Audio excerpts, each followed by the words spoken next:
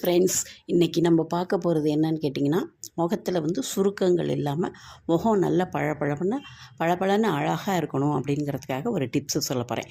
இதில் என்ன வந்து ரொம்ப ஈஸியான டிப்ஸு தான். இதை நீங்கள் ஃபாலோ பண்ணிக்கிட்டே வந்தீங்கன்னா நிச்சயமாக உங்களுக்கு ஒரு வித்தின் 1 மந்தில் உங்களுடைய முகத்தில் பயங்கரமான ஒரு மாற்றம் ஏற்படும். நீங்கள் ட்ரை பண்ணி பார்த்துட்டு நீங்கள் எனக்கு கமெண்ட் பாக்ஸில் கொடுக்கலாம். இப்போ எப்படி அந்த இதை செய்யலாங்கிறத பார்க்க போகிறோம்.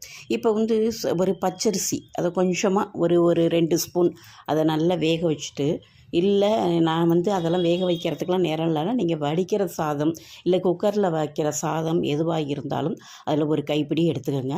அதில் வந்து ஒரே ஒரு சோத்துக்கத்தாழை ஒரு சின்ன பீஸ் ஒன்று எடுத்துக்கோங்க.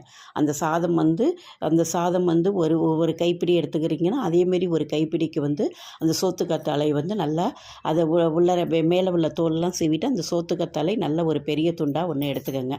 அதையும் எடுத்து வச்சுட்டு, அதுக்கப்புறம் கார்ன்ஃப்ளவர் மாவு இருக்குது பார்த்தீங்களா, அதில் ஒரு ஸ்பூன் வச்சுக்கோங்க. எடுத்து கார்ன்ஃப்ளவர் மாவு ஒரு ஸ்பூன் வச்சுட்டு, ஒரு காப்பித்தூள் எந்த காப்பித்தூள் நீங்கள் என்ன யூஸ் பண்ணுறதா இருந்தாலும் சன்ரைஸாக இருந்தாலும் சரி, எந்த காப்பித்தூளாக இருந்தாலும் சரி, அதில் ஒரு பேக்கெட்டு அதையும் எடுத்து வச்சுக்கோங்க. எடுத்து வச்சுட்டு இப்போ வந்து இதில் வந்து நீங்கள் என்ன செய்யணும் அப்படின்னு சொன்னால், ஒரு மிக்ஸி ஜார் எடுத்துகிட்டு அதில் அந்த சாதம், அந்த சோத்துக்கத்தாழை, அதுக்கப்புறம் வந்து இந்த காப்பித்தூள், இந்த கார்ன்ஃப்ளவர் மாவு, இதெல்லாம் கார்ன்ஃப்ளவர் இல்லை அரிசி மாவு போட்டுக்கிறேன் அப்படின்னா அரிசி மாவும் போட்டுக்கலாம். இதெல்லாம் நல்லா போட்டுறணும். போட்டுட்டு நல்லா மிக்சியில் அடிச்சிங்கன்னா நல்லா அந்த சோத்துக்கத்தாழையோட தண்ணியே சேர்க்கக்கூடாது. தண்ணியிலையே அந்த சோத்துக்கத்தாழை இருக்கிற தண்ணியிலையே நல்லா அந்த சாதம்லாம் நைஸாக நல்ல அதாவது மாவு மாரி நல்லா நைஸாக இருக்கணும். தொட்டிங்கன்னா நைஸாக இருக்கணும், குறன்னுலாம் இருக்கக்கூடாது. நல்லா மிக்ஸி ஜாரில் அடிச்சிருங்க. இதில் வந்து உங்களுக்கு கொஞ்சம் கெட்டியாக இருக்க மாரி ஃபீல் பண்ணால் பச்சை பால் தான் ஊற்றணும். அதாவது காய்ச்சின பால் வேண்டாம், பச்சை பால். அதையும் கொஞ்சம் மிக்ஸ் பண்ணிவிட்டு நல்லா அரைச்சிட்டு அதை ஒரு கண்ணாடி பாட்டிலில் நல்லா ஏர்டைட் கண்டெய்னர் இருக்கும் பார்த்தீங்களா, அதில் வந்து அது வந்து கிளாஸ் இதாக இருக்கணும், பாட்டிலாக இருக்கணும். அந்த பாட்டிலில் வந்து ஸ்டோர் பண்ணி வச்சு ஃப்ரிட்ஜில் வச்சுக்கலாம்.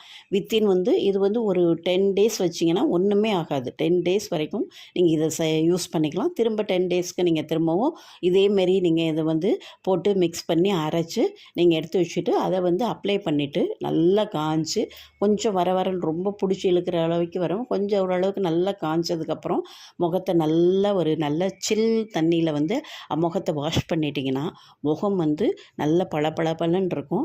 சுருக்கங்கள்லாம் சீக்கிரமாக விழுகாது. ரொம்ப அருமையான வீட்டிலே தயாரிக்கக்கூடிய ஒரு அழகான ஒரு க்ரீம். இதில் வந்து ரொம்பவே உங்களுக்கு வித்தியாசம் தெரியும். முகம் வந்து இதனால் வந்து எந்த சைடு எஃபெக்ட்ஸ் வராது, முகம் கருத்து போகாது, ரொம்பவே அழகாக இருக்கும்.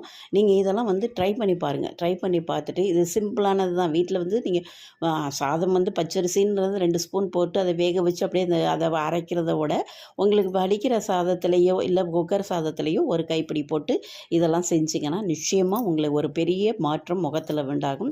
நீங்கள் ட்ரை பண்ணி இதை ஒரு 10 நாள் நீங்கள் ஃபஸ்ட்டு தர செய்யலே 10 நாள் ஸ்டோர் பண்ணி வச்சுட்டு ட்ரை பண்ணி பார்த்துட்டு எனக்கு சொல்லுங்கள்.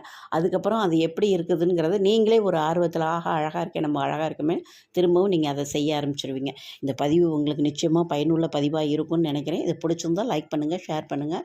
உங்கள் ஃப்ரெண்ட்ஸ் ரிலேஷன் யாருக்கு வேணால் நீங்கள் இதை ஷேர் பண்ணலாம். மறக்காமல் எங்களுடைய சேனலை சப்ஸ்கிரைப் பண்ணுங்கள். எங்களுடைய பதிவை பார்த்த அனைவருக்கும் நன்றி. மீண்டும் ஒரு அருமையான பதிவுடன் சந்திக்கிறேன். நன்றி, வணக்கம்.